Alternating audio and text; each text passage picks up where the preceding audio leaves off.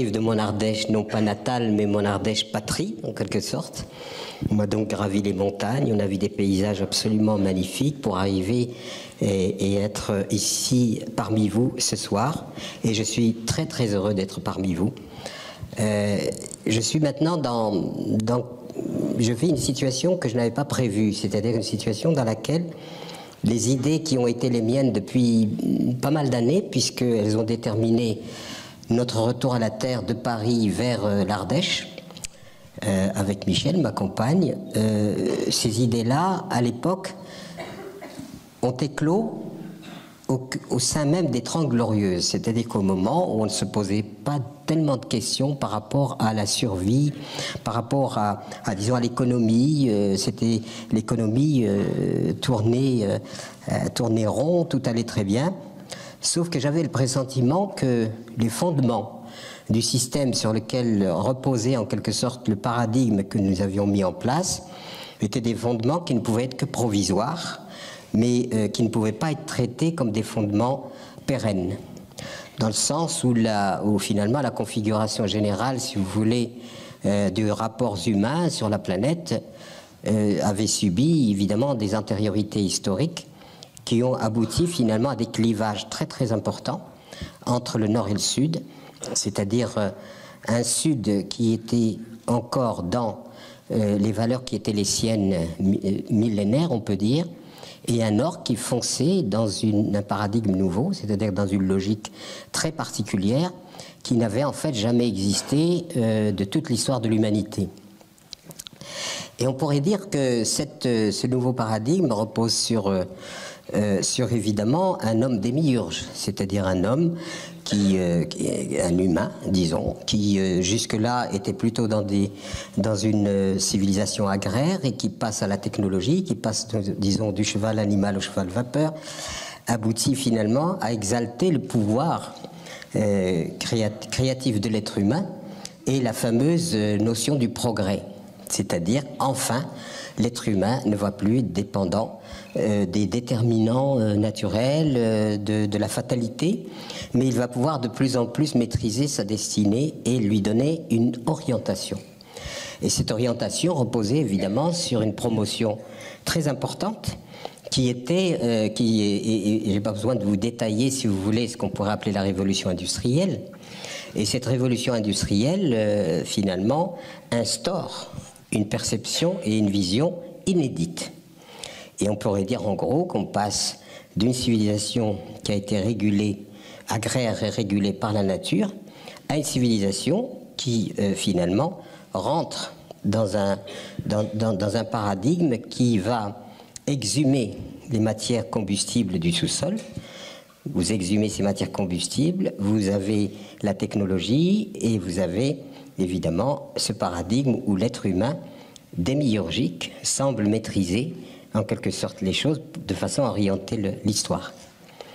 Alors là, on passe dans un basculement qui est très très particulier et très spécial, qui est finalement l'exhumation massive de matières combustibles pour pouvoir utiliser et développer la technologie, mais on aboutit à un changement réel de la perception du temps.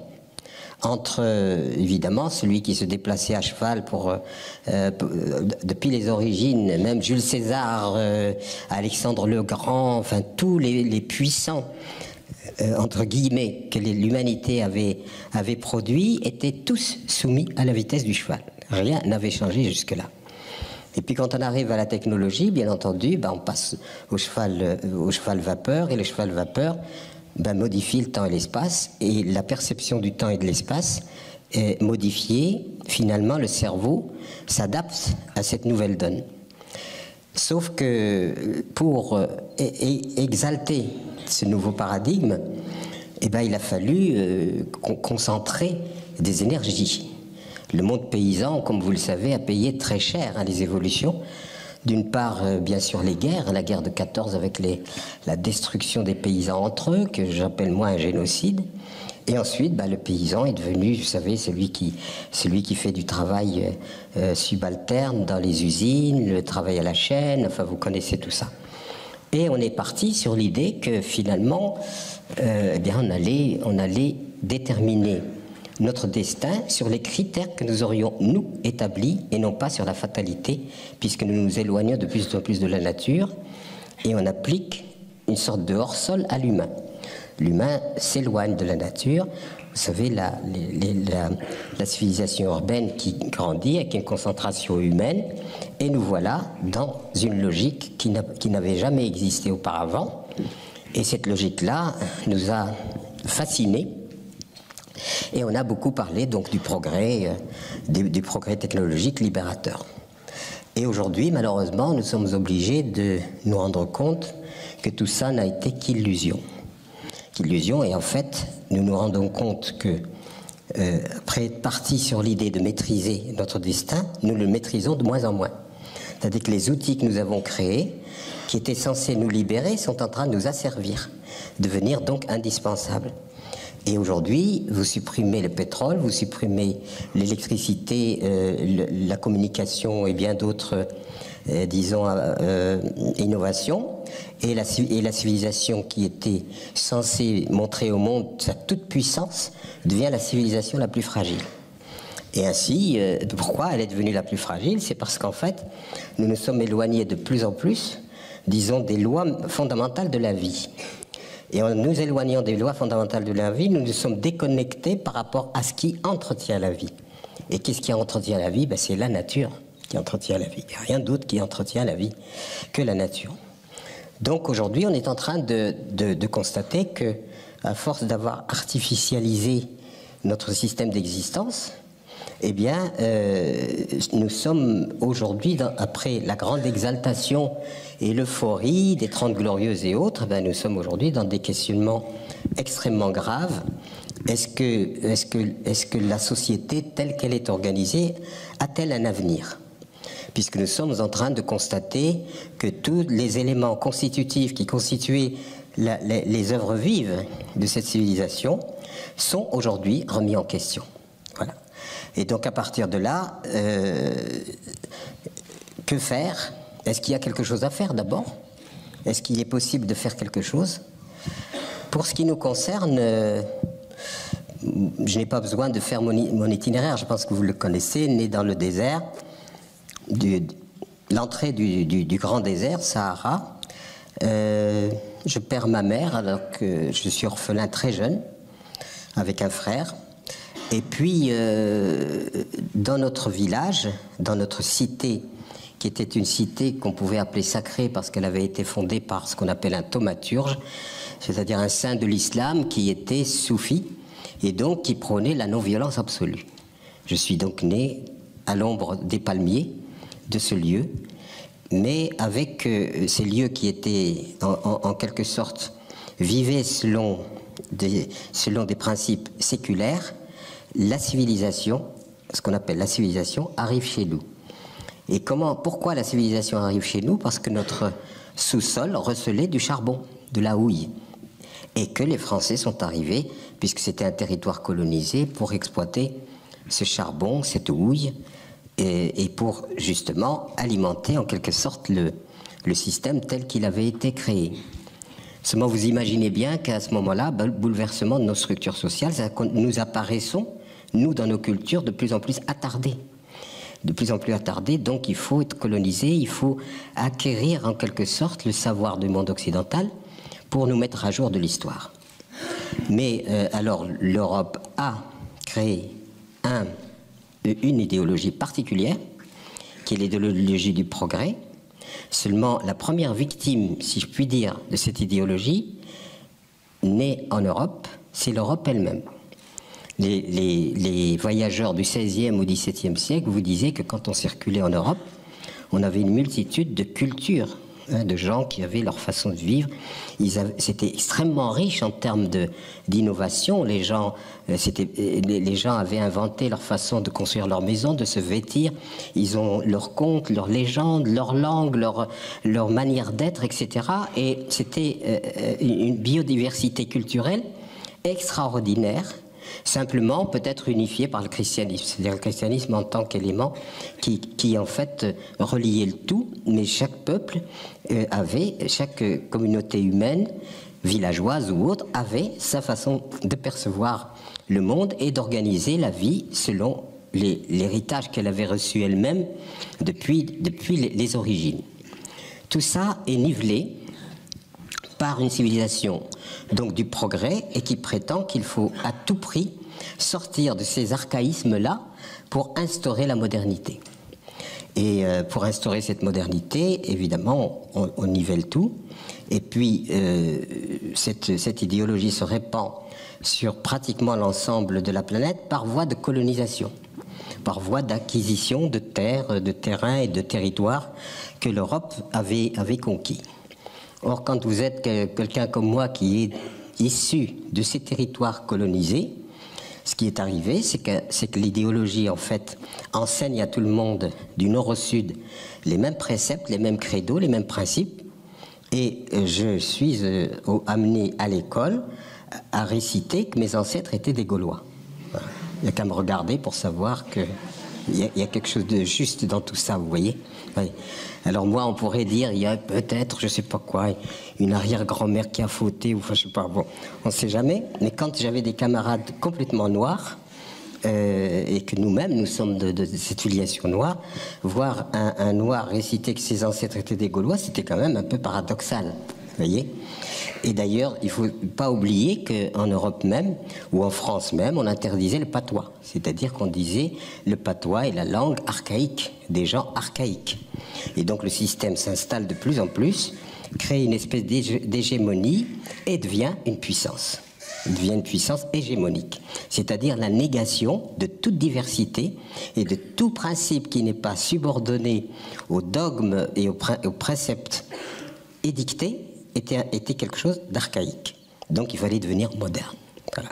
Et la modernité donc s'installe avec tout un projet, disons, social, tout un projet humain, le mythe du progrès.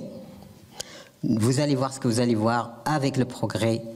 Nous allons vraiment évoluer. Voilà.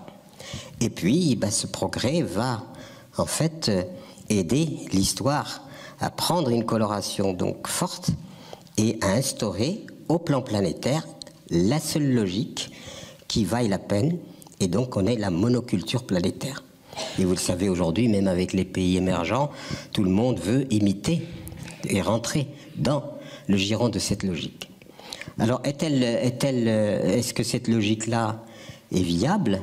Nous sommes en train de constater que non. Le fameux progrès destiné à libérer l'être humain, moi j'ai vu, en travaillant dans les années 50 dans une entreprise de la région parisienne, parce que en plein cœur de la guerre d'Algérie, j'ai quitté l'Algérie, non pas pour fuir, mais parce qu'il fallait que je réalise ma vie ailleurs, et que entre-temps, je suis passé de l'islam au christianisme.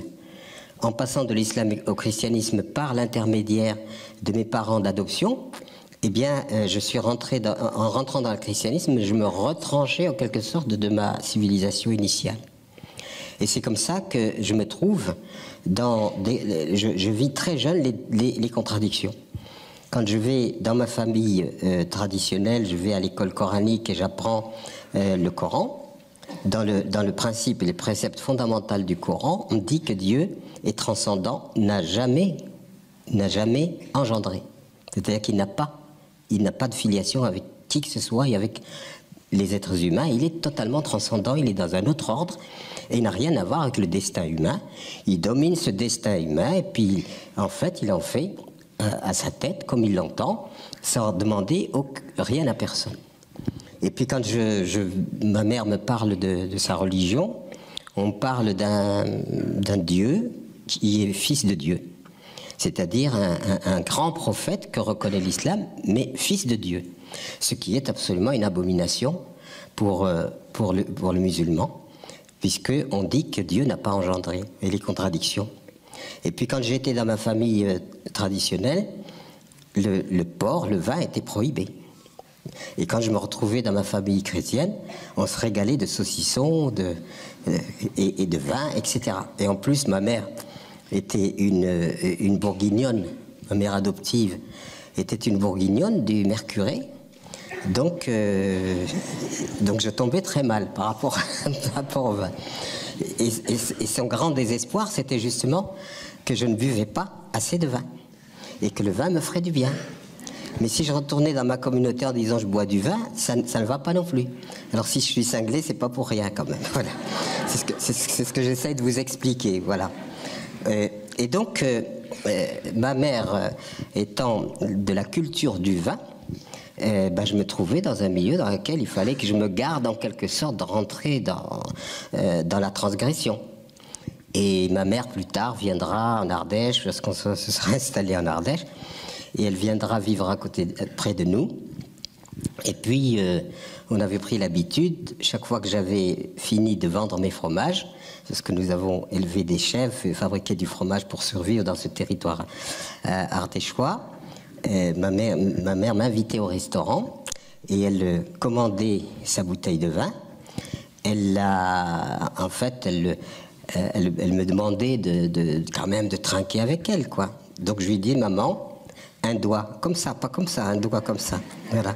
Donc je prenais 2 ou 3 gorgées, ce qui lui permettait de dire, nous sommes allés au restaurant, c'était excellent, et nous avons bu une bouteille à 2. Voilà. Voilà le produit national brut d'ailleurs, c'est comme ça que ça se passe dans le produit national brut. Alors c'était un alibi formidable de dire, quand même, boire toute une bouteille, ça la fout mal, quoi. Mais boire une bouteille à 2, ça va, quoi. Et j'ai transposé ça au produit national brut et j'ai trouvé que c'était tout à fait ça. C'est-à-dire, en fait, il y a la portion congrue, en quelque sorte. Voilà. Et donc, tous ces éléments-là ont abouti à mon départ d'Algérie pour m'installer à Paris. Et c'est là que je me suis demandé, mais finalement, comment m'insérer dans cette société-là, puisque je m'étais beaucoup trop intéressé aux philosophes pour avoir une compétence. Vous vous intéressez aux philosophes parce que finalement, vous êtes un peu titillé par qui suis-je, qui a raison, donc tout ça vous amène bien sûr à consulter les consciences ou les âmes qui se sont posées des questions fondamentalement humaines. À quoi sert l'humanité? Qu'est-ce que... Alors vous, disons, fréquentez les philosophes, vous avalez beaucoup de théories philosophiques et vous vous apercevez finalement que même les philosophes n'arrivent pas à s'entendre. Il n'y a pas une philosophie fondamentale, il y a des philosophies. Et ces philosophies sont à l'origine de confrontations. Comme les religions issues du Dieu unique rentrent en confrontation. L'islam, le christianisme, le judaïsme, tout ça se confronte, tout ça est cloisonné. Chacune réclame la légitimité et la véracité, la vérité contre l'autre. Et vous savez ce que ça a donné dans l'histoire? Énormément de conflits. C'est-à-dire au nom du Dieu unique qui est censé unifier tout le monde, énormément de conflits. Et puis, dans ce cadre général de l'organisation de la société dite moderne, je me présente pour trouver un travail.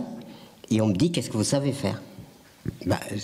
Je savais faire, j'avais travaillé à la banque et tous mes chiffres étaient toujours faux. Ce qui énervait mon directeur qui m'avait pris sous son aile pour essayer parce que j'étais évidemment un chrétien musulman et lui, il était plus chrétien, tu meurs. Donc, je me suis retrouvé sous son giron en me disant, de toute façon, il me protégeait. J'étais le prototype rare à Oran, la ville d'Oran, le prototype rare d'un chrétien issu du monde musulman. Donc, ça faisait quand même quelque chose de très particulier. Et j'ai connu donc le monde de la banque. J'ai essayé de comprendre ce que je pouvais, sauf que je me suis rendu compte que c'était pas possible que je puisse faire. J'ai fait un peu de prothèse dentaire, etc. Et puis quand je me suis trouvé à Paris, pour trouver exilé donc des 2 cultures trop long à expliquer, donc dans une espèce de solitude totale, trouvant du travail chez Someca, dans la région parisienne, plutôt. Et là, on me dit, mais qu'est-ce que vous savez faire? Alors, c'est là où je me suis rendu compte que je n'avais pas appris grand-chose d'utile, qui me serait utile dans le monde tel qu'il est, dans la société telle qu'elle est. Je pouvais faire évidemment une très bonne dissertation sur Socrate, mais ça ne semblait pas intéresser mon employeur. Donc, et Socrate, d'ailleurs, la fréquentation de Socrate, on peut dire que ça m'a tiré une épine du pied, Parce qu'à force de chercher à comprendre le monde, son organisation, la société, tout ce fatras, disons, de l'histoire humaine, extrêmement complexe et compliqué avec ses divergences et convergences, etc., quand je suis arrivé à Socrate, ça m'a satisfait, puisque Socrate, la grande proclamation de Socrate, ça a été « tout ce que je sais, c'est que je ne sais pas ». Voilà. Et moi, ça me convient parfaitement. Et je pense que chacun, honnêtement, peut se l'appliquer. Qu'est-ce que nous savons par rapport à ce que nous ne savons pas? Déjà, on est incapable de savoir pourquoi, qu'est-ce qu'on fiche sur cette terre. Nous sommes arrivés il y a à peine 2 à 3 minutes sur 24 heures de la vie de la planète. Et en quelques minutes, nous avons fichu un bazar pas possible. Donc, quelle est en fait la raison d'être de l'espèce humaine comme avènement particulier sur la planète Terre? Je conseille souvent la lecture d'un ouvrage que j'ai fait republier par mes amis d'Actes Sud, qui s'appelle La planète au pillage de Osborne. Et Osborne reprend toute la rétrospective, si vous voulez, comment l'humanité s'est installée, a évolué, etc. Et ce qui apparaît, c'est que la perception que nous aurions dû avoir d'une planète oasis magnifique, on a plutôt allé vers la perception, la planète gisement de ressources qu'il faut exploiter jusqu'au dernier poisson, au dernier arbre. Donc ce n'est pas d'aujourd'hui que l'espèce humaine a un impact extrêmement négatif sur la planète Terre. Désertification, etc. Et qu'est-ce qu'on en a fait? On en a fait un champ de bataille, on s'égorge, on en a fait une espèce de supermarché, on en a fait un gisement de ressources à exploiter sans modération, et évidemment avec toutes les rivalités que la culture elle-même instaure, même à travers l'éducation, où l'enfant, dès tout petit, il rentre dans un système duel, c'est-à-dire il faut qu'il domine, il faut qu'il soit le meilleur, etc. Et tout ce qui concerne, en quelque sorte, ce qui aurait pu être la base de l'éducation, la coopération, eh bien cette chose-là a été occultée. On n'a pas insisté sur coopérer, on a insisté sur dominer, être le meilleur, être le plus performant, etc. Et c'est comme ça qu'on prépare un être humain adapté parfaitement au système. Donc vous n'êtes pas obligé d'adhérer à ce que je dis. Moi je vous dis, voilà ce que je ressens. Il y a un autre problème qui n'a jamais été vraiment résolu, qui est considéré comme quelque chose de banalisé, c'est la subordination universelle de la femme sur cette planète. En vertu de quoi la femme, le féminin représentant de l'énergie féminine, cette énergie qui se conjugue à l'énergie masculine pour donner la vie, pourquoi l'énergie féminine était subordonnée? C'est ce qu'on voit partout sur l'ensemble de la planète. Quand on m'a poussé à me présenter aux élections présidentielles de 2002, certains savent que je me suis présenté non pas parce que j'avais une ambition quelconque, mais parce que je me suis dit finalement peut-être faut-il instaurer en termes de, disons, de campagne électorale. La campagne électorale prendrait en quelque sorte l'allure d'un grand forum dans lequel la société civile et les citoyens peuvent avoir la parole et exprimer leurs désirs, exprimer ce à quoi ils aspirent. Alors on s'est dit ça va être un flop. Eh bien, pas du tout, on a eu quand même près de 200 signatures d'élus. On a 40 conférences à salle comble comme là, et on a instauré, disons, une espèce de débat civique, de débat dans lequel les citoyens ont la parole pour dire voilà ce à quoi nous aspirons, voilà ce que nous voulons. Alors en plus de la question sur le féminin au cœur du changement, en plus évidemment on a ajouté tout ce qui concerne l'agriculture, puisque l'agriculture malheureusement aujourd'hui produit et détruit. En produisant, elle détruit, et que la modernité a amené une agriculture minérale extrêmement agressive à l'égard du vivant, comme on le sait. Bien sûr, les utopies. Pourquoi les utopies? Parce que l'utopie, on considère que c'est quelque chose de négatif. Pas du tout. Heureusement qu'il y a des utopistes, parce que ce sont les utopistes qui font avancer l'histoire. Sinon, on reste pétrifié en quelque sorte dans le conformisme duquel on ne bouge pas. On ne bouge pas du coup. Or, c'est les transgresseurs, à la condition qu'ils ne causent aucun préjudice, bien entendu, c'est les transgresseurs qui font avancer.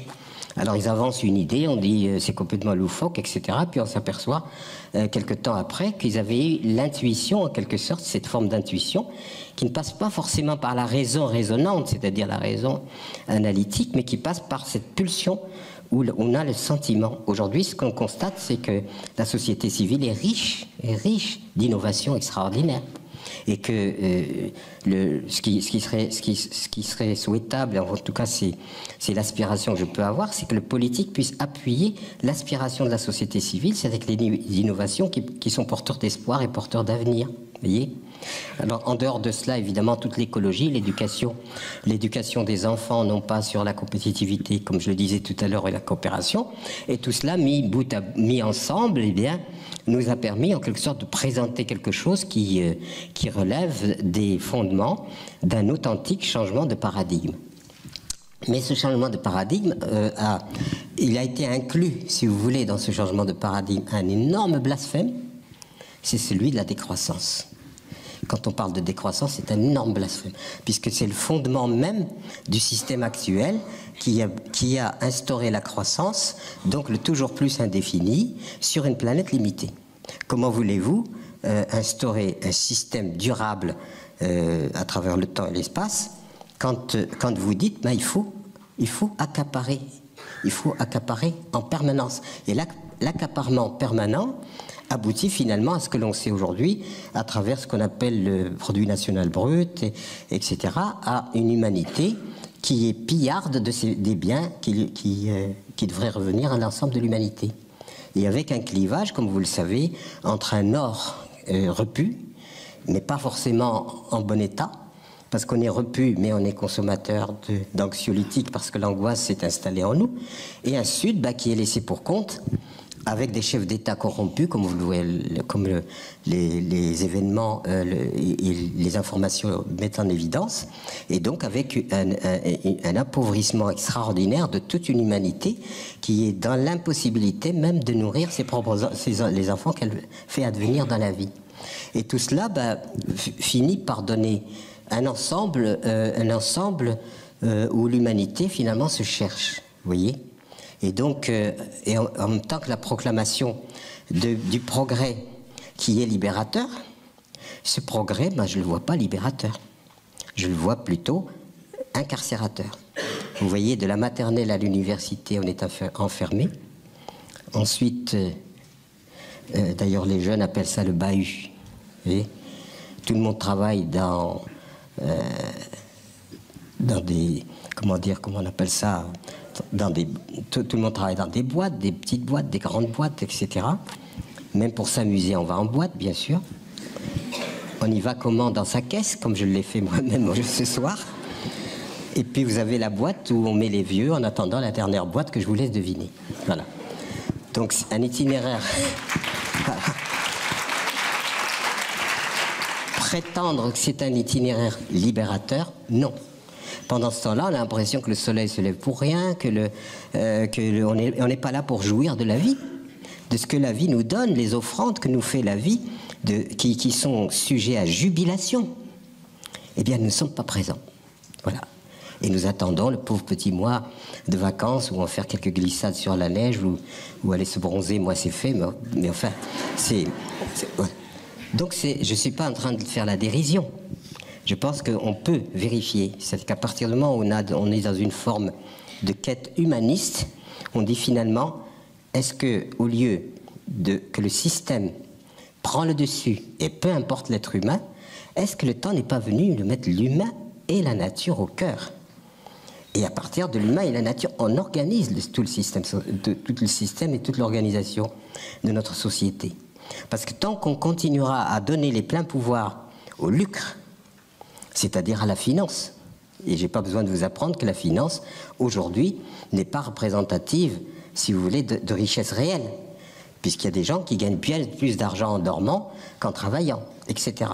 Donc tous ces éléments-là, sur une planète qui est limitée, sur une planète isolée dans un immense désert sidéral et astral, consignent l'humanité absolument sur ce vaisseau. Et est-ce qu'aujourd'hui, nous ne sommes pas en train de constater que ce vaisseau est en train, non pas de sombrer, parce que je ne crois pas que la planète puisse sombrer. On évoque souvent le Titanic. Non, ce n'est pas un Titanic. La planète, c'est un lieu où il y a eu l'avènement d'une espèce qu'on appelle l'humanité. Cette espèce de l'humanité se pose la question, quelle est sa raison d'être dans ce système? Est-ce que c'est simplement piller, effectivement, comme le dit Osborne, accumuler et aboutir à 1000, il paraît qu'il n'y a que 1500 êtres humains comme vous et moi, milliardaires en dollars, donc à l'instauration universelle d'une féodalité nouvelle, et cette féodalité qui fait qu'il y a une minorité humaine hyper riche, concentrationnaire, accaparement continu du bien commun qui doit revenir à l'ensemble de l'humanité, et à l'autre bout, à l'autre extrême, des gens qui n'ont pas à donner même un bol de riz à donner à leurs enfants. Donc ces énormes disparités entre cet hyper accaparement et ce dénuement absolument total posent quand même question à la conscience collective. Et cette conscience collective, aujourd'hui, est interpellée à savoir, est-il possible de réinstaurer sur la planète Patrie un ordre qui ne soit pas le désordre, un ordre qui permette finalement de mettre dans l'organisation de notre vivre ensemble des valeurs comme la tolérance, des valeurs comme la solidarité, des valeurs comme la coopération, des valeurs comme ça, de façon à ce qu'en perspective, on puisse imaginer que l'humanité, plutôt que d'évoluer vers son autodestruction et tout ce qu'elle produit en quelque sorte de négatif à l'encontre de la vie et donc à l'encontre d'elle-même, est-ce qu'aujourd'hui, cette humanité peut émerger, disons, à une perception différente? C'est-à-dire, est-ce que le cerveau lui-même peut maintenant se déconditionner, se décoder par rapport à la vision que nous avons pour aller vers une vision positive, c'est-à-dire où le seul projet qui vaille la peine aujourd'hui, c'est que l'humanité prenne conscience de son inconscience et que cette humanité décide que désormais, il faut aller vers l'unité. Ça veut dire éradication des armements, on consacre beaucoup plus de moyens à la destruction et à la mort qu'à la vie aujourd'hui. Non seulement la vie, on n'apporte pas grand-chose, mais en plus, on la détruit. Par contre, les armes, etc., qui coûtent extrêmement cher, cela, il y a une espèce de servitude de l'être humain à ce principe de destruction. Et tant qu'il restera dans cette servitude de la destruction, évidemment, on ne pourra pas en sortir, voire même qu'il y aura naufrage. Mais quand je dis naufrage, c'est pas la planète. Parce qu'on a l'exemple du Titanic n'est pas bon.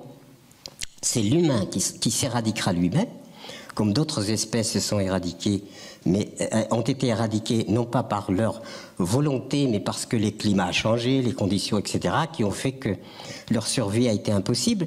Mais ce qui est dramatique avec l'être humain, c'est qu'il prétend être intelligent, et que dans cette prétention à être intelligent, tout ce qu'il sait faire, c'est au contraire marquer son inintelligence la plus totale. Si des êtres évolués vivent dans la planète, sur d'autres planètes, examinent notre comportement, leur conclusion ne serait certainement pas que nous sommes intelligents. C'est impossible. Ils diraient, ils sont pleins d'aptitudes, mais complètement abrutis. Pour générer, voilà. Donc alors tout cela nous interpelle aujourd'hui parce qu'en fait nous sommes dans une phase décisive.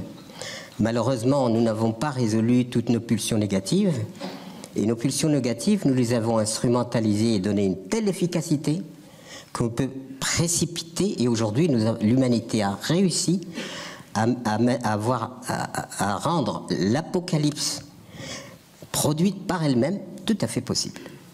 Donc l'apocalypse qu'on essayait de percevoir, disons, dans une vision plutôt biblique, avec les fins dernières, etc., l'être humain, aujourd'hui, est capable de la réaliser à l'encontre de lui-même. Donc ça pose des problèmes énormes, et puis quand on voit, on me dit, mais pourquoi tu t'obstines à continuer à faire ce que tu fais, arrête-toi un peu, fais. Non, quand je vois des enfants, je ne peux pas. Parce que les enfants arrivent dans leur innocence, comme nous avons été dans l'innocence. Et ce qui est en train de se passer, c'est qu'on va leur faire hériter de tous les problèmes que nous avons, nous, générés. Et au lieu de leur proposer un monde édifié, c'est-à-dire dans lequel ils s'insèrent, si vous voulez, et poursuivent en quelque sorte le processus de la vie dans la joie, dans quelque chose de léger, eh bien nous sommes en train de leur rendre le futur impossible. C'est-à-dire que nous sommes en train de faire une espèce de génocide dans le temps et l'histoire, et nous n'avons pas le droit. Alors quelquefois je dis, moi j'ai envie de donner ma démission, mais je ne sais pas à qui. Je ne sais pas à qui donner ma démission. Il faudrait que je me concerte moi-même, que je me mette, etc., que je fasse une grosse connerie, que je me vire moi-même. Donc c'est pas facile. Voilà. Donc on est interpellé par sa conscience en disant tu ne peux pas renoncer. Ou alors tu renonces au sens même que tu as. C'est-à-dire en fait à ta raison d'être sur cette planète. C'est la raison pour laquelle on avait donc lancé ce mouvement Colibri, qui prend maintenant une certaine ampleur. Pour ceux qui ne savent pas sur quoi se fonde Colibri, c'est sur une légende amérindienne qui dit qu'un jour, il y a eu un grand incendie de forêt. Tous les animaux étaient atterrés, découragés. Et puis, mais le petit colibri, ce petit oiseau très léger, vous voyez, très gracieux, il paraît que c'est celui qui vole le plus vite, enfin bon. Et lui, tout gracile, tout léger, il va prendre des gouttes d'eau dans la rivière, et il vient les jeter sur le brasier, et puis il recommence, et il s'active. Puis à un moment, le tatou l'observe depuis un bon moment, et il dit quand même, il est complètement cinglé, il lui dit, mais Colibri, tu penses quand même pas que c'est avec ces quelques gouttes d'eau que tu vas éteindre le feu? Et le colibri le regarde droit dans les yeux et lui dit, je le sais, mais je fais ma part. Voilà.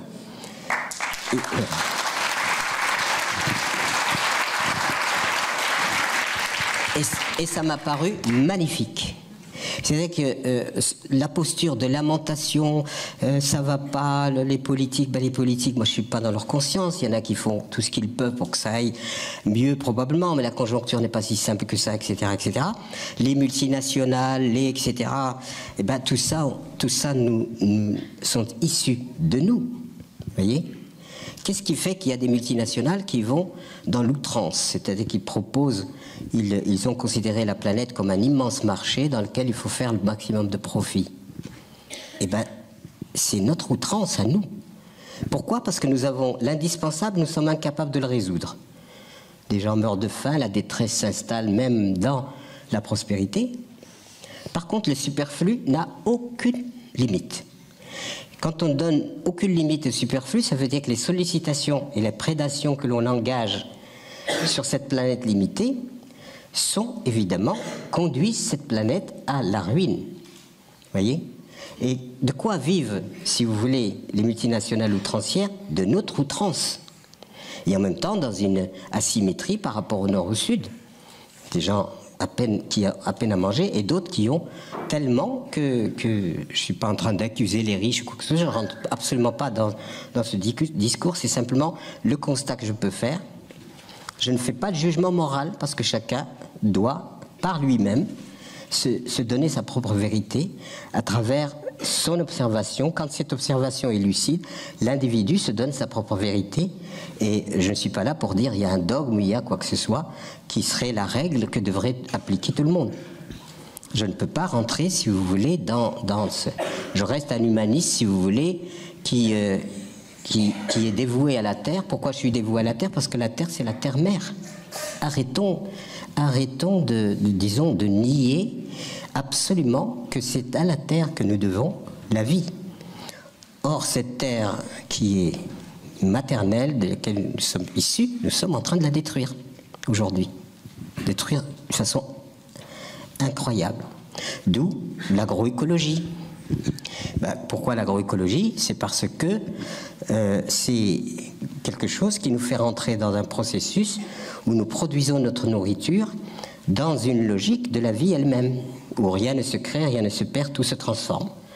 L'agroécologie, c'est simplement, ça consiste à prendre les énergies de la vie elle-même et à les utiliser pour que ces énergies maintiennent en quelque sorte la continuité de la vie. C'est ça l'agroécologie. Alors certains sont en train de la réduire à une simple alternative agronomique. Non, ça n'est pas une simple alternative agronomique, c'est une philosophie, c'est une perception de la vie très particulière, où je deviens, avec la terre, le Père, le Fils, et l'amant, quelquefois. Enfin, c'est-à-dire un rapport qui est un rapport où je sais que c'est à cette terre-là que je dois ma survie. Et aujourd'hui, ben, même la nourriture humaine est tellement frelatée et véhicule tellement de substances toxiques dans le sol, dans l'environnement, les pesticides, etc. Donc cet empoisonnement généralisé, la perte de la diversité, de la biodiversité. Vous savez que 60% des espèces que l'humanité a collectées depuis 10 à 12 000 ans. Depuis 10 à 12 000 ans, les êtres humains, quand ils sont devenus agriculteurs, eh ben, ils ont puisé dans le sauvage, domestiqué, que ce soit le monde animal ou le monde végétal, à des fins de leur propre survie. Et les semences sont une merveille. Ils sont une merveille pour plusieurs choses, parce que c'est celles qui garantissent la survie. Et en même temps, j'ai beaucoup formé de gens et je leur dis, bah, écoutez, moi je peux vous expliquer ce qu'il faut faire pour que les graines germent, mais ne me demandez pas pourquoi elles germent. Je suis incapable de répondre à cette question. Pourquoi il y a cette énergie extraordinaire, miraculeuse, qui m'a aussi fait fabriquer. Et il y a un quiproquo aujourd'hui, c'est que nous avons séparé la nature de nous, alors que nous sommes la nature. Nous sommes une expression de la nature. Et si nous avions compris que nous étions une expression de la nature, tout ce que nous faisons à la nature, nous le faisons à nous-mêmes.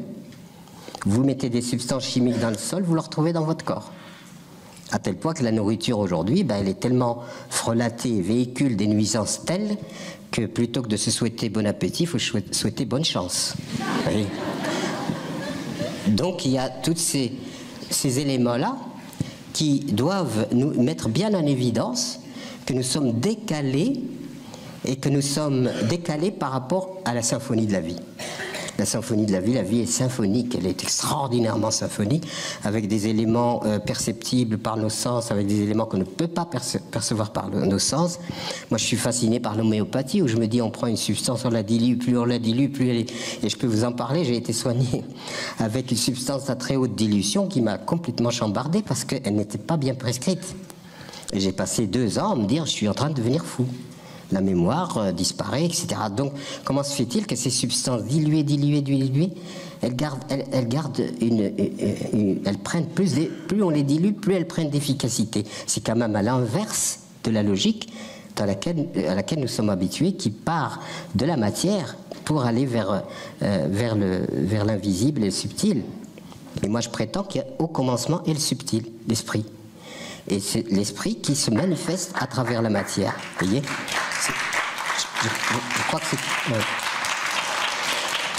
Je crois que c'est très important de comprendre cela. Parce que si on comprend que nous sommes issus de l'esprit, que nous sommes de l'esprit, nous-mêmes, mais de l'esprit qui se révèle parce qu'on s'est incarné. Mais l'incarnation, et je ne suis pas en train de parler comme une secte ou je ne sais pas quoi, je ne suis pas du tout là-dedans, ou un mystique si vous voulez. Je pense qu'il y a une approche maintenant, aujourd'hui, il y a certains scientifiques qui deviennent des mystiques. Et Einstein, qu'est-ce que c'est qu'Einstein? C'était un mystique, Einstein, il ne faut pas l'oublier. Et il était allé très loin, disons, dans la science, mais en même temps, il ne s'est jamais départi de la question, mais quelle est l'origine de ça? Je peux expliquer une frange comme ça. Et nous avons une pensée qui ne peut expliquer qu'une partie du tangible ou une partie, disons, de la phénoménologie ordinaire. Mais en dehors de la phénoménologie ordinaire, il y a quelque chose de beaucoup plus subtil qui nous échappe. Et c'est pour ça que moi je me dis, il y a des moments, la raison étant limitée, quoi qu'on fasse, cette raison ne peut explorer qu'une partie du réel. Elle peut rentrer dans la réalité, expliquer un certain nombre de phénomènes, elle le fait, mais au-delà, comment expliquer le phénomène de la vie qui m'a donné naissance? Ça c'est difficile. Alors je ne suis pas en train de vous convertir à je ne sais quelle religion, pas du tout. C'est simplement dire que plus que jamais, compte tenu de l'impasse dans laquelle nous sommes, la compréhension des plans subtils, qui ne sont pas du tout, qui sont phénoménologiques, est absolument indispensable aujourd'hui parce que c'est à cause de ces plans subtils que nous sommes aussi à l'ignorance des plans subtils que nous sommes dans la dérive. Il y a des plans élémentaires, vous mettez des engrais dans le sol, ce sol qui est vivant est détruit, si vous mettez de la chimie, c'est-à-dire tout le processus de la vie est détruit, plus de vers de terre, plus d'insectes, il ne reste plus qu'un substrat dans lequel on met ces substances pour faire pousser. Seulement la plante qui pousse sur ce substrat, elle a été en quelque sorte isolée de tout le système des oligo-éléments, qu'on ne peut pas parfaitement vérifier. Tous les oligo-éléments qui sont absolument indispensables à la structure de l'organisation de la vie sont en nous, font partie de la structure de tout organisme vivant. Et ils sont supprimés, chantés. Donc vous n'avez plus que les 3 éléments. La plante étant appauvrie, elle s'empoisonne elle-même, elle est appauvrie parce que le sol est appauvri, voire mort, et elle perd la faculté à puiser les énergies qui sont omniprésentes dans l'ensemble du cosmos et partout.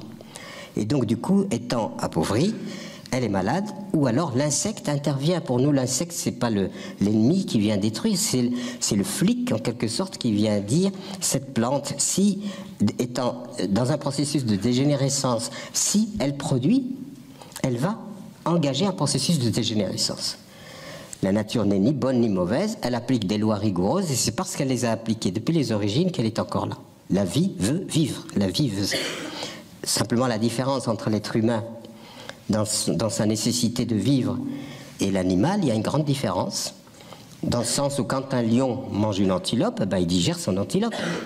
Mais il n'a pas de banque d'antilopes ni d'entrepôt d'antilopes pour vendre aux copains.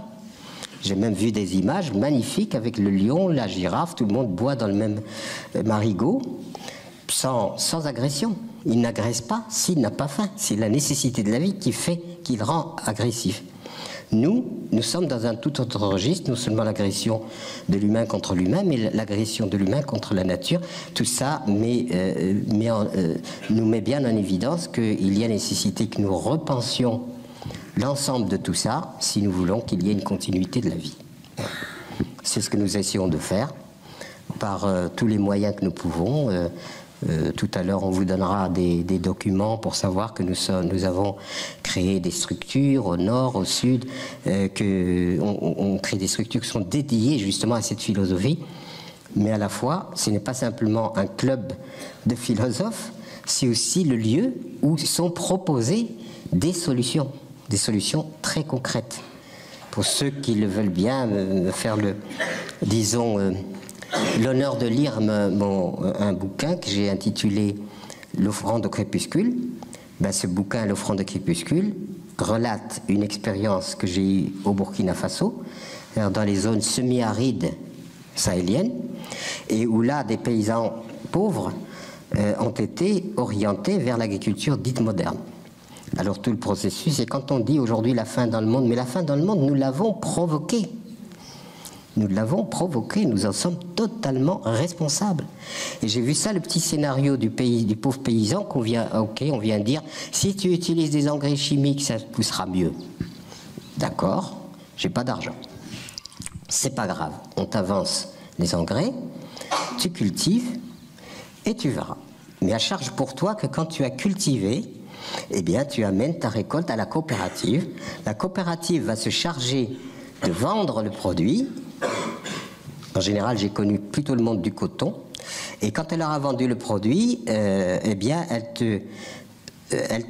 te donnera ce qui te revient, déduction faite de ce qu'on t'a avancé. Et quand vous savez qu'il faut à peu près 2,5 tonnes de pétrole pour faire 1 tonne d'engrais, ça vous donne une idée immédiatement de la connexion de ce pauvre paysan à la mondialisation. C'est-à-dire qu'à ce moment-là, il donne son argent et son effort. Il récolte son coton, et puis le coton est vendu sous le tarif international. On ne lui fait pas un tarif spécial. Il est relié au cours mondial de la matière première. Et il se trouve perdant parce qu'il rentre en concurrence avec des gens, le cultivateur américain ou autre qui lui, avec son tracteur, etc. C'est pour ne donner qu'un exemple. Et ce paysan, il reste endetté, comme je l'ai vu, pratiquement à vie, parce qu'ils n'arrivent pas à combler d'année en année. Il faut qu'ils remettent des engrais, et chaque fois ils s'endettent, etc. Et donc du coup, il s'appauvrit, et la plupart du temps, il envoie, comme je l'ai vu, les enfants, partez, c'est l'enfer ici, allez ailleurs. Concentration urbaine gigantesque, démobilisation de ces paysans sur l'espace rural, alors qu'une vraie politique généreuse aurait dû les aider à, au contraire, à s'implanter, à se maintenir. Tous ces gens qui viennent avec cette illusion vers le monde prospère, s'ils étaient aidés à être maintenus dans leur pays, ça ne serait pas ce que nous vivons actuellement. Seulement, nous avons malheureusement des chefs d'État corrompus. Et la corruption est une horreur absolue. Quand vous ajoutez, évidemment, ces mécanismes où le paysan est obligé de se raccorder à une logique dans laquelle il est perdant parce que c'est la logique de l'argent et qu'il n'a pas l'habitude de cette logique de l'argent, qu'il n'est pas dedans, eh bien, vous contribuez à détruire. Et c'est ces scénarios-là qui sont aujourd'hui en cours. Nous arrivons avec une autre logique de la vie. Sahel, zone aride, dans laquelle les paysans ont une responsabilité, parce qu'ils ont trop prélevé de bois, parce qu'ils ont trop de troupeaux, parce qu'ils défrichent avec le feu. Donc ils ont une responsabilité à l'égard de la détérioration de leur milieu naturel. Mais en même temps, poussés évidemment par une logique qui les pousse à l'outrance. Nous arrivons avec l'agroécologie, tu n'achètes plus d'engrais, tu vas voir les déchets, les fumiers, tu le compostes, on fait une concentration de bactéries. Ces bactéries sont inoculées au sol, le sol va retrouver la logique de la vie, celle que l'on trouve dans les forêts. Vous voyez, où l'humus, vous savez, l'arbre pousse, il a des feuilles, les feuilles tombent, rentrent dans le cycle de la transformation, ça donne de l'humus, et l'humus, humus, humanité, humilité, humidité, c'est le même étymologie, parce que c'est le symbole fondamental de la vie. Et qu'est-ce qu'on apprend aux paysans? À faire de l'humus. Et en faisant de l'humus, on lui apprend à rentrer dans le processus de l'entretien de la vie sans aucun autre artifice qu'en prenant uniquement les éléments de la vie. Ça, c'est formidable, voyez. Alors aujourd'hui, on est en train de dire, voilà, avec l'agroécologie, etc., on avait créé un centre de formation. Ce centre de formation faisait venir avec le Point Mulhouse, qui était la compagnie d'aviation, avec Maurice Freund, qui est maintenant Point Afrique et qui reste toujours un très grand ami, complicité, on crée un centre, on forme les paysans rentrent dans le cycle d'une libération par l'agroécologie qui les libère, et je suis convoqué par Sankara qui me dit il faut absolument que cette méthode et cette approche deviennent une politique nationale. Donc il me charge de mettre en place un plan pour nationaliser en quelque sorte l'agroécologie, et vous savez ce qui est arrivé à Sankara, il a été assassiné. Donc c'est à partir de ce moment-là que voilà, je me suis trouvé complètement démuni, et on a créé d'autres structures comme le CIEPAD, Terre Humanisme, enfin toutes les structures qui existent aujourd'hui, dont une très particulière et qui demande pas être pas en dehors du monastère de Solan que certains connaissent. Il y en a une aussi qui est très significative. Un jour, un ami médecin me dit, il y a un certain Michel Valentin qui voudrait te rencontrer. Qui est Michel Valentin? C'est un homme qui s'est enrichi, qui sait gagner de l'argent, il a des entreprises, de l'hôtellerie, il a tout ça, et il veut te rencontrer. Je dois dire, le premier réflexe, c'est qu'il veut m'aider, comme je tends la main un peu pour qu'on m'aide à faire tourner, mais non pas pour ma petite personne, mais pour élargir mes actions, etc. Je me suis dit, cet homme-là, il va venir pour m'aider peut-être, parce que je ne vois pas la raison pour laquelle il veut me rencontrer. Alors je suis parti sur mon délire, comme ça. Et puis le jour J arrive, et je vois arriver Michel Valentin qui me dit, gagner de l'argent, je sais faire. Seulement, je ne suis pas heureux. Tu vois, oui, mais moi, qu'est-ce que je peux faire à ça, moi? Il me dit, est-ce qu'on peut faire quelque chose d'autre? Est-ce qu'on peut agir ensemble? Je commence par lui dire, moi, je n'ai pas d'argent, je n'ai pas de capital, je n'ai rien du tout. Il dit, c'est pas le problème. Et en cheminant, qu'est-ce qu'on s'aperçoit? Que cet être humain mettait en évidence que la réussite sociale n'égale pas forcément réussite humaine. Réussir son métier n'est pas forcément réussir sa vie. Alors il y en a qui évidemment réussissent en même temps les deux, et ça c'est une chance extraordinaire. Sauf qu'il n'y a pas très longtemps, j'ai eu affaire à 250 chefs d'entreprise qui étaient tous dans la quête existe-t-il une façon d'être accompli soi-même et d'être dans une espèce de tranquillité heureuse? Est-ce que c'est possible? Voilà, c'était ça leur question. Parce que nous arrivons à un moment où finalement, réussite sociale n'égale pas finalement joie de vivre. Or, la joie, c'est la chose que personne ne peut acheter. Personne. On peut être milliardaire, on achète tout, des yachts, des avions, etc. Sauf que les mêmes qui sont dans cette prospérité n'ont pas forcément accès au bien que tout le monde cherche, qui est la joie. La joie ne s'achète pas. Alors ce qui est extraordinaire, c'est qu'on la trouve chez des gens démunis, presque démunis. Et on la trouve absente chez les gens qui sont censés l'avoir. Et on se rend compte qu'on est obligé d'avoir recours à des artifices pour avoir l'air heureux, d'où l'augmentation des anxiolytiques. Les anxiolytiques qui grimpent, parce qu'il faut se donner quelque chose, une sensation, qui soit une sensation quand même jubilatoire quelque part. Si je dis ça, c'est parce que nous sommes au plan de l'humanisme, et ça doit nous inspirer sur quelle société organisée aujourd'hui pour qu'elle réponde à nos besoins et qu'elle nous donne la joie de vivre. Voilà la grande thématique. Elle n'est pas simple parce que nous sommes imbriqués dans une complexité de laquelle, pour sortir, il faudra du temps. Malheureusement, je pense qu'on sera obligé de sortir, et ça serait dommage que nous soyons obligés d'en sortir avec la violence. Parce que de toute façon, la précarité s'installe, qu'on le veuille ou non, partout. Et comme la précarité s'installe, quelle réponse donner à cette précarité?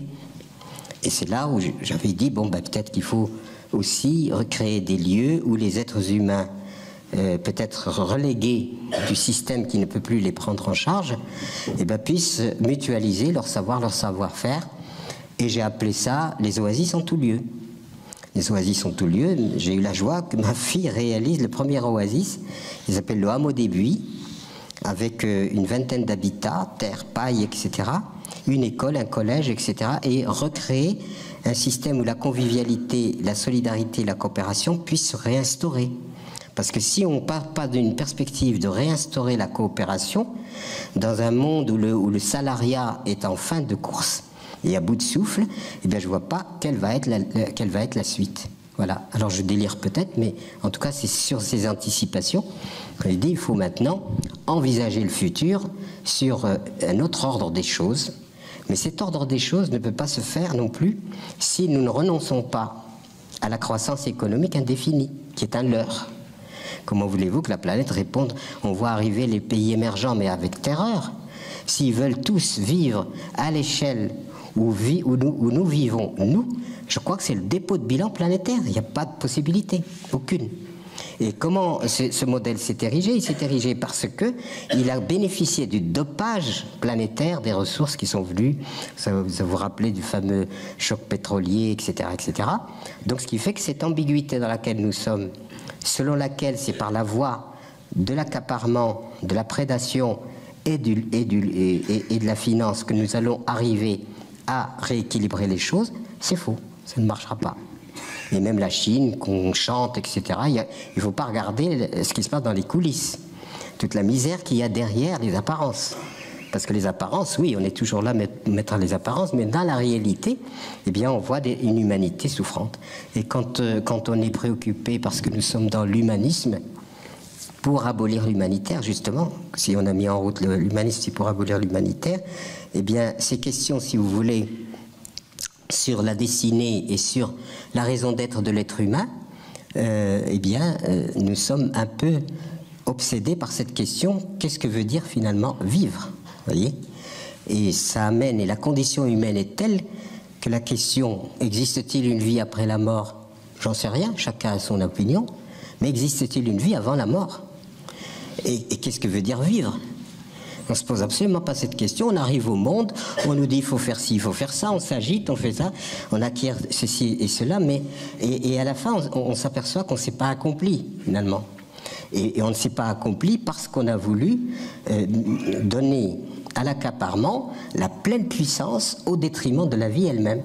Donc aujourd'hui, la question cruciale, fondamentale, est-il possible aujourd'hui, dans le contexte tel qu'il est, d'une société, qu'on le veuille ou non, en dégradation généralisée, sur le plan humain, plan écologique. Tous les plans, aujourd'hui, sont en quelque sorte, on pourrait dire que tous les voyants sont au rouge. Existe-t-il une possibilité de ne pas désespérer, de rassembler les énergies et de construire un monde différent sur les bases de principes fondamentaux qui mettent l'humain et la nature au cœur et qui organisent l'ensemble de la société en partant de cette référence-là, et renoncer à le profit au cœur et l'organisation de la société à partir de cette logique-là. Donc la logique aujourd'hui, si elle ne bascule pas vers l'humain, elle nous entraînera évidemment vers en quelque sorte l'éradication de notre espèce par nous-mêmes. Voilà. Évidemment, si je suis là, c'est pas pour vous casser le moral. Et heureusement que en même temps qu'on parle, on expérimente. Et qu'est-ce qui se passe aujourd'hui? La société civile est devenue un laboratoire magnifique d'expérimentation. Moi, je suis tout le temps réjoui par les gens qui prennent des initiatives dans des domaines qui constituent en quelque sorte l'ensemble du système dans lequel nous vivons et de se vivre ensemble. En matière d'agriculture, bien sûr, en matière de médecine, en matière d'énergie, en matière d'éducation, on rencontre partout toute une société en ébullition qui, sur son intuition, semble anticiper en quelque sorte sur ce qui sera nécessaire demain et prépare le lendemain. C'est la raison pour laquelle j'ai pas envie de démissionner.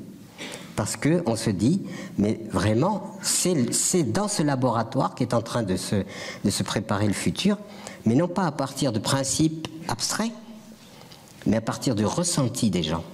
Cette quête, en quelque sorte, du bonheur, qu'on pourrait mettre sous la rubrique la quête du bonheur. Et cette quête du bonheur amène aujourd'hui de plus en plus de gens, là où ils sont, dans leur coin, quelquefois sans bruit, à libérer un nouvel imaginaire qui ne soit pas subordonné et pétrifié par une vision unique, par une vision totalitaire, si vous voulez, qui n'arrête pas de ressasser qu'il faut créer les richesses et que c'est à partir de la croissance, etc., qu'on va résoudre les problèmes humains. Non, la croissance économique n'est pas la solution, elle est le problème.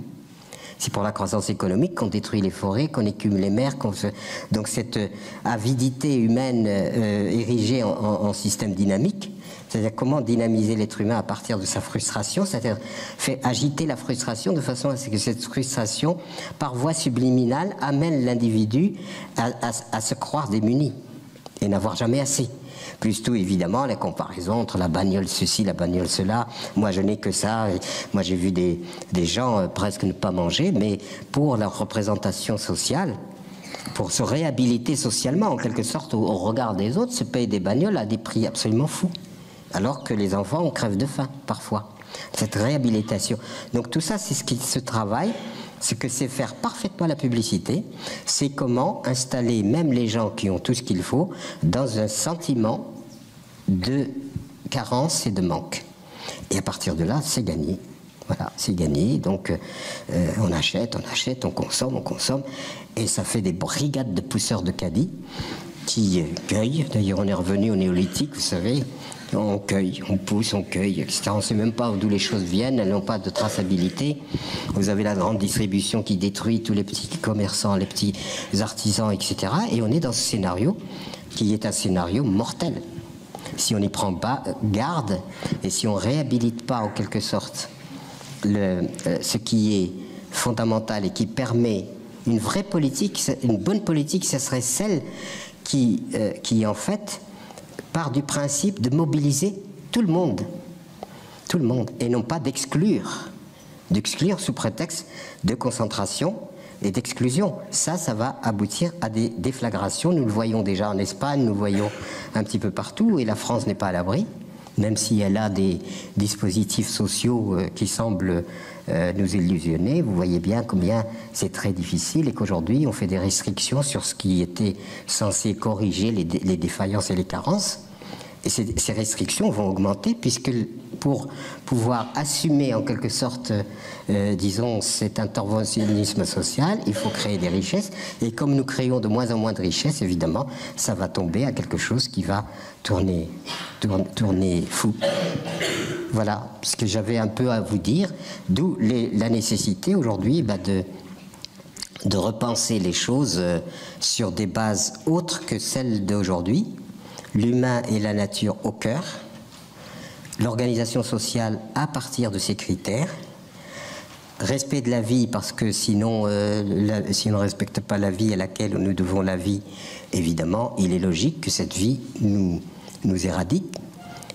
Alors si je parle aujourd'hui devant vous, c'est pas parce que je suis un théoricien et que je contribue à faire remplir les bibliothèques de considération sur le monde qui va mal. Ça, il y en a, toutes les analyses, alors en long, en large, tout le monde analyse sur le monde qui va mal. C'est mon problème, quand on est malade, il faut quand même prescrire quelque chose. On ne peut pas faire que du diagnostic. Si on se contente de faire du diagnostic, ça ne suffira pas. Il faut donc aboutir à quelque chose, à une logique. Et je la sens à travers les sociétés civiles se construire, une perception nouvelle qui est en train de se faire. Si mon ami Olivier Lenaire, avec lequel j'ai fait le bouquin, c'est lui qui est responsable de Pierre Rabhi se meurt d'espoir. J'aurais pas eu l'outrecuidance de prétendre que je sème l'espoir. En tout cas, je fais ce que je peux, bien entendu, et concrètement, au nord, au sud et partout, création de structures. Je ne m'en vante absolument pas parce que je considère que ce qui est fait doit être fait en conscience.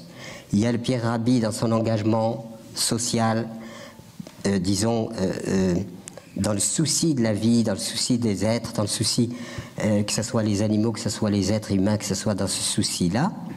Et puis il y a le pauvre Pierre Rabhi avec ses 52 kilos tout mouillés, qui n'est pas à la fête tous les jours. Parce qu'on porte quand même quelque chose d'assez... On se met, alors quelquefois on se dit, mais pourquoi tu t'enquiquines avec tout ça?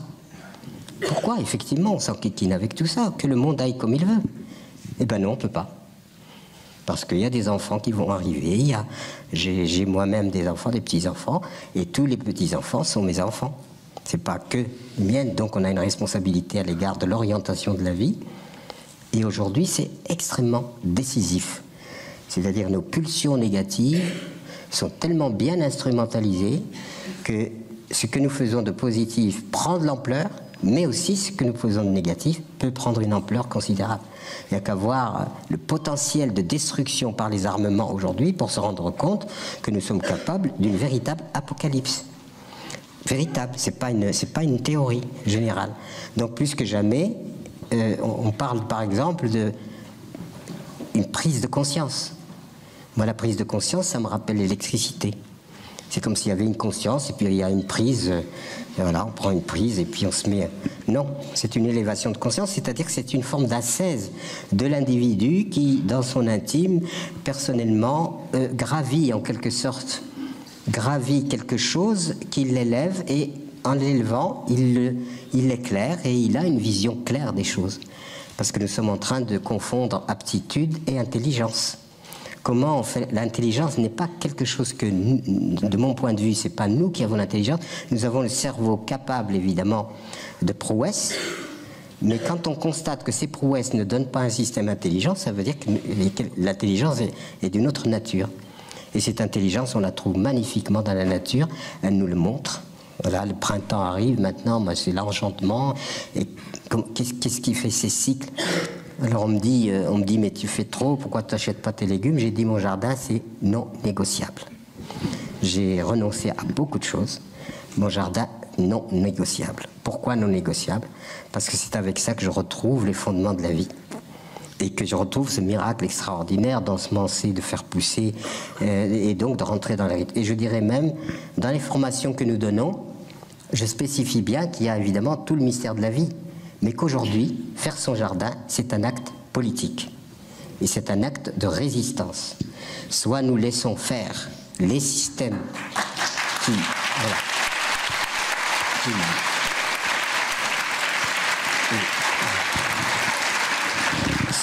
soit nous nous laissons donner la béquée par tout un système organisé et complexe, mais à condition d'avoir de l'argent, soit nous disons profondément notre survie n'est pas négociable. et nous le faisons par nous-mêmes. Faire son jardin, c'est un territoire de résistance. C'est pas seulement produire des légumes, etc. Et l'agroécologie, il ne faut pas la réduire à simplement une alternative agronomique, mais c'est une posture et c'est une orientation qui aboutit à faire que les humains reprennent en charge leur propre destin et leur propre survie. Dans le respect de la vie, il y a quelque chose même de sacré, si vous voulez, pour moi, dans cette démarche, parce qu'enfin, l'homme se dresse et se charge de sa destinée. Aujourd'hui, on est en train de tout éliminer et des systèmes comme les OGM, etc., qui sont un crime contre l'humanité, sont en train de s'infiltrer, de s'installer, etc. Quand vous voyez 60% des semences que l'humanité a produites, en quelque sorte domestiquées pour la transmettre de génération en génération, ont disparu, ça veut dire que petit à petit, l'humanité va vers une dépendance et un suicide. Et aujourd'hui, il ne faut pas se laisser faire. Voilà. Donc c'est pour toutes ces raisons que je dis il y a quelque chose à faire de vraiment important. Cependant, il y a quand même une chose qui est frappante. Vous pouvez manger bio, recycler votre eau et exploiter votre prochain. C'est pas incompatible. Donc il faut pas se contenter de dire parce que je suis... Non. Non. Et ça m'a interpellé dans notre changement personnel. Les changements personnels, chacun fait ce qu'il veut. Il y en a qui ont des gourous, etc. Moi, je n'aime pas ça. Chacun fait ce qu'il veut. C'est tout à fait libéral. Si vous voulez, vous pouvez aller manifester contre ceci, cela, rentrer chez vous et pourrir la vie de tout ce qui vous entoure. Nous sommes attendus où? Là où nous sommes, où nous vivons. C'est-à-dire sur le territoire sur lequel nous avons une influence, c'est-à-dire nos petits royaumes dans lesquels nous régnons. Et c'est à partir de là que c'est notre nature elle-même qui doit être interpellée dans le changement humain. Il ne peut pas y avoir de changement de société sans changement humain. Ce qui est notre éducation des enfants, la bienveillance, toutes ces qualités-là sont absolument indispensables au changement, et c'est pas parce qu'on va bouffer bio que ça. D'ailleurs, la bio, la grande distribution est en train de s'en occuper. Du moment que ça produit des profits, ben on y va. Et vous allez voir que nous qui avons travaillé depuis des décennies à dire mais c'est une voie, c'est pas simplement un système, c'est une voie initiatique, c'est une voie qui nous ramène dans le rapport à la vie et nous concerne dans la vie, concerne nos vies dans la vie, eh bien ça va être complètement détourné. D'où évidemment je vais m'empresser d'écrire un ouvrage pour bien spécifier que l'agroécologie est une philosophie, qu'elle est issue d'un humanisme et qu'elle appelle à la modération.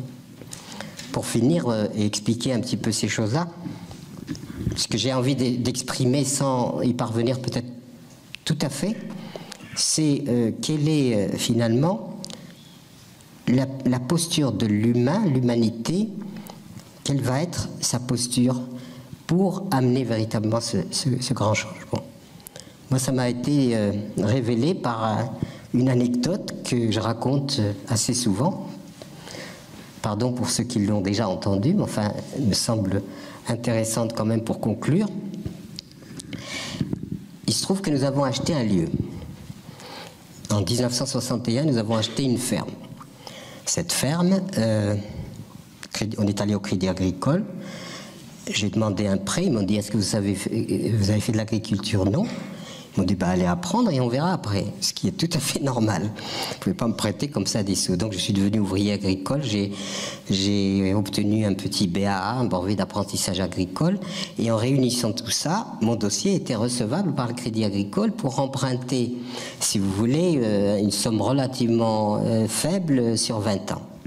Et pourquoi la somme était faible? Parce que le lieu de notre prédilection, c'est-à-dire quand on a cherché différentes fermes et on est tombé sur Montchamp, sur lequel nous vivons depuis déjà, nous avons eu nos enfants depuis presque une cinquantaine d'années.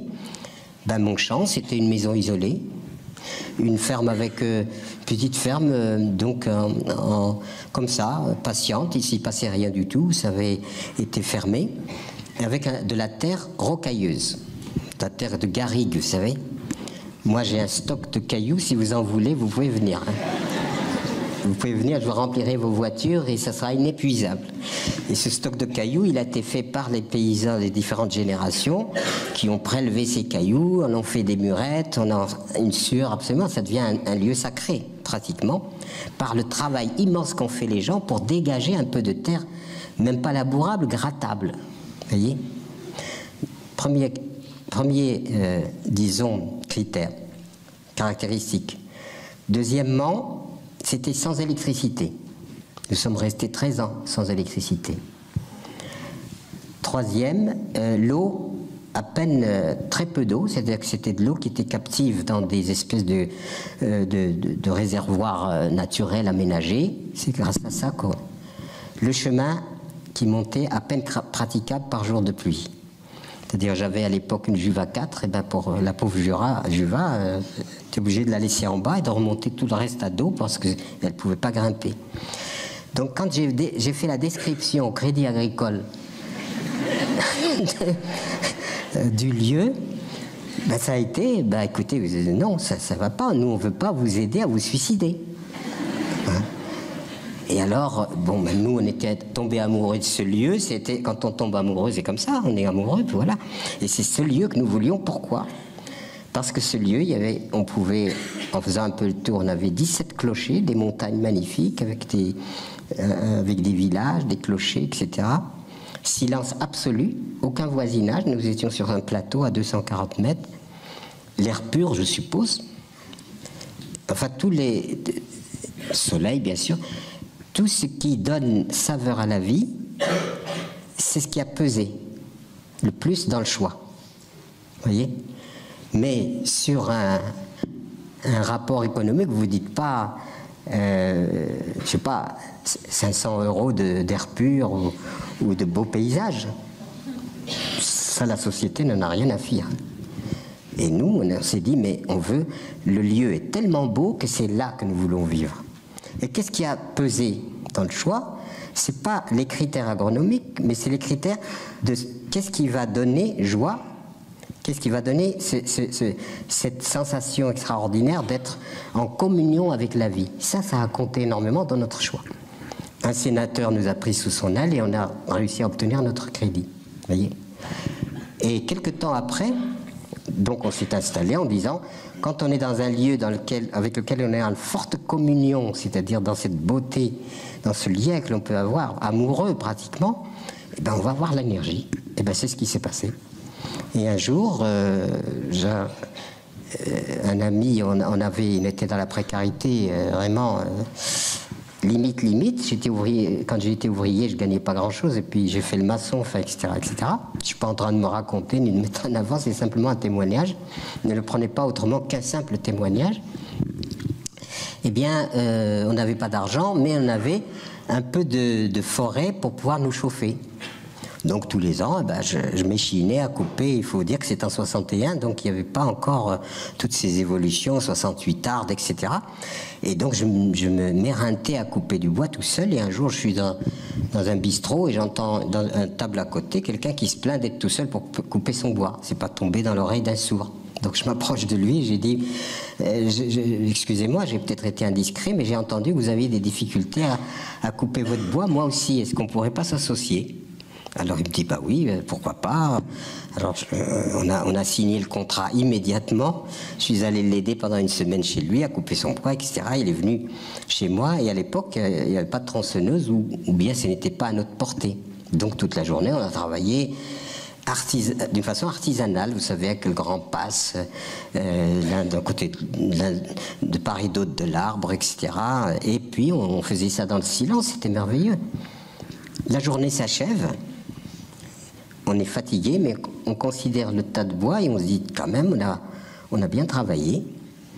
Et puis là, moi, vous savez, cet relâchement que nous avons, et je suis en train d'admirer le paysage parce que c'est le coucher de soleil.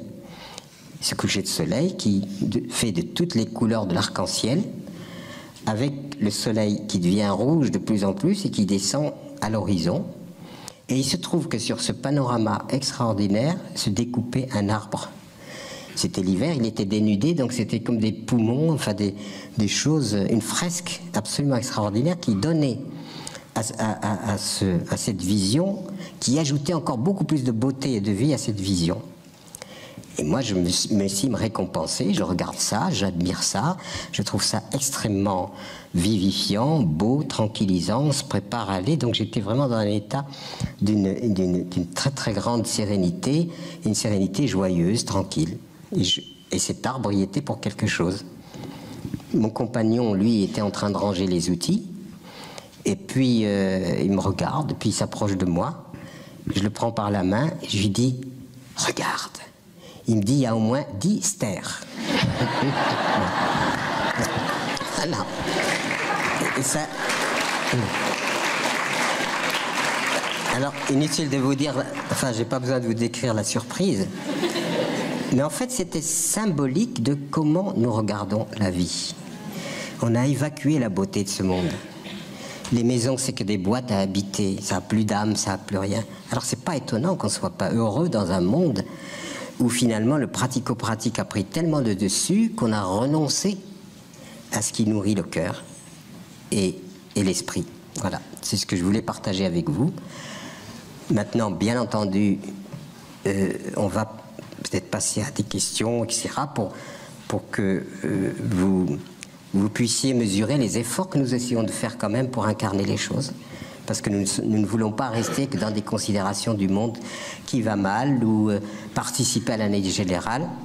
Donc nous sommes dans l'action. Et je peux vous assurer que je ne serai pas devant vous si je n'avais que des discours à faire. Si je n'avais pas des réalisations, si on ne suivait pas. Et tout cela, je peux vous dire, Pierre Rabhi, 52 kilos, rappelez-vous, tout mouillé. Donc il n'est pas question d'être vaniteux en quoi que ce soit, c'est de dire simplement, à un certain moment, il faut quand même, quand on ressent l'humain et qu'on ressent en quelque sorte l'humanité à laquelle nous faisons partie, qu'on ressent le caractère, je dirais presque sacré de la vie, eh bien on est amené à le partager, comme j'ai essayé de le faire avec vous ce soir.